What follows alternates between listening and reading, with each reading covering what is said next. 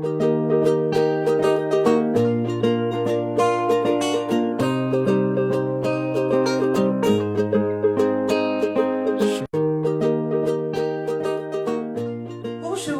et bienvenue dans cette émission d'Astro Vidéo du 27 juillet 2015. Comme vous le remarquez, je suis à l'intérieur et de plus en plus je pense que ce sera comme ça quand il commencera à faire froid, parce que dehors il a plu, il y a eu du vent, donc je trouvais que c'était plus simple de le faire à mon cabinet. Donc nous sommes à Saint-Maur et nous sommes donc le 27 juillet 2015. Alors, les aspects astrologiques du jour. Je vais pas m'étaler sur la question, mais pour toute la semaine, Vénus est rétrograde. Alors, je vais parler plus précisément de la rétrogradation de Vénus, parce qu'elle nous touche tous. C'est la planète de l'amour. Elle touche particulièrement les balances, qui sont quand même secouées comme des milkshakes, et c'est pas fini pour les balances. Mais du coup, les béliers en contre-coup vont être touchés puisqu'ils sont à l'opposé du signe de la balance, donc ils vont être concernés eux aussi. Et puis le Vénus va gérer aussi le signe du taureau, donc les taureaux sont concernés et automatiquement les scorpions, puisque en ce moment on a Saturne en scorpion. Alors vous allez comprendre pourquoi je dis tout ça. Donc Vénus se trouve actuellement dans le signe de la Vierge, au tout début de la Vierge, allez, à quelques secondes près, on est à 41 secondes. Elle est en train de reculer. Alors, vous vous rappelez ce que je vous ai dit par rapport aux rétrogradations? Eh bien, une rétrogradation, on a l'impression que la planète Terre, en fait, c'est pas qu'elle avance, mais que la planète en question recule par rapport à la Terre. Et donc, cette énergie de la planète, au lieu d'arriver en extérieur et de s'écouler de manière fluide, en fait, elle va rentrer à l'intérieur de nous et on va peut-être pas pouvoir l'exprimer. Elle a d'abord une sorte de travail intérieur, de nettoyage intérieur. Et là, en l'occurrence, c'est quand même dans le signe du service, l'ouverture aux autres. C'est un signe mental, la Vierge, c'est un signe de réflexion. Vous vous rappelez, Mercure, c'est le maître de la Vierge, comme le maître du Gémeaux d'ailleurs, au passage. Donc, ça va être l'aspect analytique de l'amour qui va prendre le dessus, mais au lieu de s'exprimer à l'intérieur, à l'extérieur sous forme de fausses croyances, les hommes sont comme ci, les femmes sont comme ça, il n'y a qu'à lire les femmes viennent de Vénus et les hommes viennent de Mars, vous comprendrez. Donc en ce moment c'est l'amour, mais quel type d'amour? D'abord ça va être un idéal d'amour inaccessible. Vénus rétrograde, en fait, nous fait croire que pour être aimé, il faut qu'on soit parfait, ou que il faut remplir certains nombres d'exigences. Il faut être maigre, c'est pas mon cas. Il faut être peut-être riche, il faut être pauvre pour pas intéresser les autres. Enfin, vous voyez, il y a plein de fausses croyances comme ça, où il faut être parfait, faire la poussière, que la maison soit nickel, ou alors il faut être engageante avec les garçons, ou les garçons avec les filles, hein, peu importe. Enfin bref, c'est un ensemble de fausses croyances. Pour un homme, il va croire que voilà, s'il n'a pas les sous, une fille ne voudra pas forcément sortir avec lui.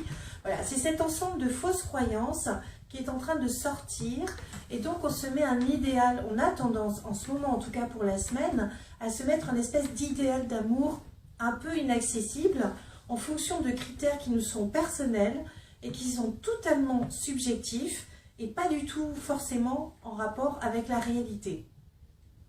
Donc on va avoir tendance à juger les imperfections des autres, mais plus que les autres, ça va être soi-même qu'on va juger, parce qu'on va s'en vouloir, on risque de s'en vouloir, de ne pas être à la hauteur de l'amour qu'on estime, qu'on pourrait recevoir, je ne sais pas si vous suivez, qu'on pourrait recevoir si on était parfait. Mais comme en fait, on n'est pas parfait par rapport aux objectifs qu'on s'est mis, et ben c'est foutu. Alors comment on va faire pour être aimé? Et alors ça, c'est la catastrophe.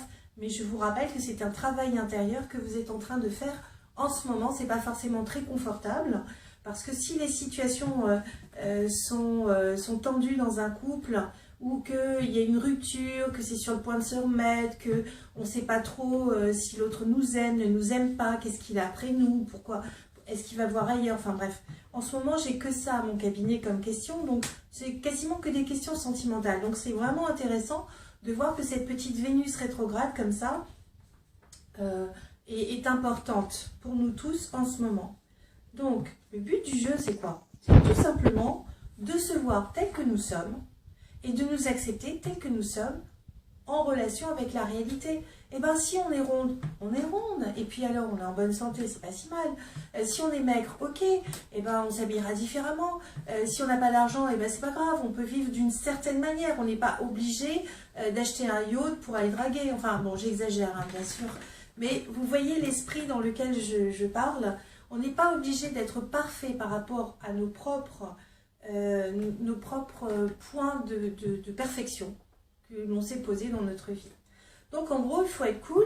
Ça me fait penser au film Bridget Jones, quand Darcy lui dit qu'elle l'aime, il l'aime telle qu'elle est. C'est magnifique, ça c'est une vraie déclaration d'amour. Eh bien, je vous souhaite d'être aimé tel que vous êtes. Alors, je vais continuer un petit peu mon cheminement sur Vénus, parce que c'est important en ce moment. Vénus, elle est encore à côté de Jupiter, même si elle se sépare progressivement.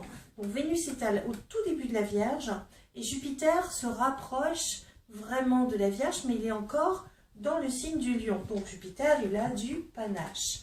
Et les deux planètes qui sont en conjonction donc, vont être au carré de Saturne dans le signe du Scorpion. Alors déjà, je suis allée voir du côté de Vénus et de Jupiter. Et quand ils sont côte à côte, mais au carré d'une planète, c'est-à-dire en mauvais aspect, alors un mauvais aspect, c'est un aspect de tension qui nous demande de travailler quelque chose. Jupiter, c'est quand même l'excès. Hein. Ça peut être la grande bénéfique, mais ça peut être aussi le grand excès. Donc, l'amour à côté de la planète de l'excès au carré de Saturne qui bloque, vous imaginez, ça nous donne quelqu'un qui va être dans les abus amoureux, par exemple, sexuels. Ça peut être aussi de l'insouciance, c'est-à-dire qu'on n'a plus les pieds sur terre. Saturne, c'est quand même quelque chose de pragmatique, hein, quand on a les pieds sur terre, quand on est organisé, donc ça non. Ça peut être la vanité, c'est Vénus, elle se pomponne, elle se fait belle, voilà, elle se dit, voilà, si je suis belle, ben, on m'aimera, si je suis un garçon, ben, je vais gonfler mes pectoraux et puis on va m'aimer parce que je suis un beau gars, enfin bref, tout ça, c'est du flan, c'est du flan. Vous pouvez avoir le plus beau garçon de la Terre et vous pouvez en avoir un qui est moche, ou en tout cas qui n'est pas forcément dans les j'allais dire, les préceptes de la beauté, et il peut quand même faire chavirer les cœurs parce qu'il a du charisme, parce qu'il a une profondeur qui est agréable et qu'on aime bien être à côté de lui. Donc après, c'est une question de rayonnement intérieur, c'est ça qu'il ne faut pas oublier. Alors, cette conjonction Vénus-Jupiter peut nous amener, quand je disais de l'insouciance, Vénus, c'est aussi le maître du taureau comme de la balance, et les deux sont des comptables d'une certaine manière. Le taureau, il a labouré, il aime bien amasser les richesses. D'ailleurs, on a beaucoup de banquiers qui sont vénusiens, hein, qui sont taureaux ou balance. La balance aussi, c'est pareil, hein, mais dans un côté plus décorum, plus aérien, plus éthéré, moins matériel. Pourtant, en ce moment, la question, c'est quelle est la matérialité que je m'accorde pour être aimé. Ça peut être ça. Et puis, ça peut provoquer aussi cette conjonction Vénus-Jupiter au carré de Saturne. Ça peut provoquer des excès aussi, mais au niveau de la boisson. Alors du coup, je suis allée vérifier par rapport à la boisson. Et la Lune, elle est dans le signe du Sagittaire. Elle s'est mise pile au carré de Neptune en Poisson. Neptune, c'est la boisson. En Poisson, le signe de l'eau. Donc, attention au débordement, si vous avez bu trop de boissons, de finalement ne pas vous savoir vous tenir physiquement. Alors, cette petite Vénus aussi au carré de Saturne, elle se sent seule. Saturne, ça restreint, ça bloque pour obliger à se renforcer intérieurement. C'est peut-être aussi un petit peu de solitude, qu'elle soit voulue, forcée. Alors, ça peut être la séparation de certains couples illégitimes, pourquoi pas, puisque les vacances peuvent séparer certaines personnes qui ne vivent pas ensemble ou qui sont dans d'autres couples ou tout simplement qui auraient envie de se mettre ensemble mais c'est pas encore fait et il y en a un des deux qui est parti en vacances, c'est normal, c'est les vacances. Enfin bref, on se sent un petit peu seul, donc ça pourrait presque être un petit peu chagrin Et ça peut expliquer aussi cette fuite dans un excès avec ses boissons, avec ses physiques. Voilà, on essaie de se changer la tête pour un homme. Enfin voilà, il y a toute cette possibilité-là. Cependant, il y a une porte de sortie. Vous savez, c'est pas tout noir, c'est pas tout blanc, c'est pas tout rose. Ça peut être un peu entre les deux. Donc Jupiter est en Lion et Jupiter, lui, fait des bons aspects avec Uranus. Uranus est en Bélier et ça veut dire qu'il a le sens du discernement. Uranus est quand même l'humour. Donc avec une petite pointe d'humour, de réflexion, c'est aussi l'altruisme Uranus. Vous sortez avec des copains, bon bah écoutez, c'est pas l'amour de votre vie là tout de suite, mais en même temps vous êtes avec une bande d'amis et puis c'est pas si mal quoi. Donc vous voyez, il faut relativiser. Et Jupiter, lui, va être en semi-sextile. Alors là, c'est vraiment intéressant, parce que c'est un point karmique, là aussi. Il est en semi-sextile, donc un bon aspect, c'est-à-dire 30 degrés d'écart, à quelques secondes près, je crois que c'est à 25 secondes près, avec la lune noire moyenne en Vierge. Ça veut dire quoi? Ça veut dire que il peut y avoir une rencontre qui est imprévue. Il peut y avoir un retour de situation qui donne un petit coup de chance, un petit coup de plus. Une ouverture en tout cas, puisque la lune noire en Vierge, c'est quand même le service, donc avec un peu d'altruisme et de service et d'ouverture aux autres, et bien cette solitude intérieure que vous avez parce que ce n'est pas comme vous voulez sur le plan affectif, vous êtes finalement à passer la pilule, et puis vous arrivez sur une autre qualité d'amour qui devient finalement un petit peu plus inconditionnelle. Voilà, donc il ne faut pas vous désespérer, c'est comme ça au moins toute la semaine, on verra la semaine prochaine. En attendant, eh bien, je vous fais un gros hug parce que je pense que certains d'entre vous en ont vraiment, vraiment besoin. Et je vous fais un très gros bisou mes petits anges et ne vous désolez pas.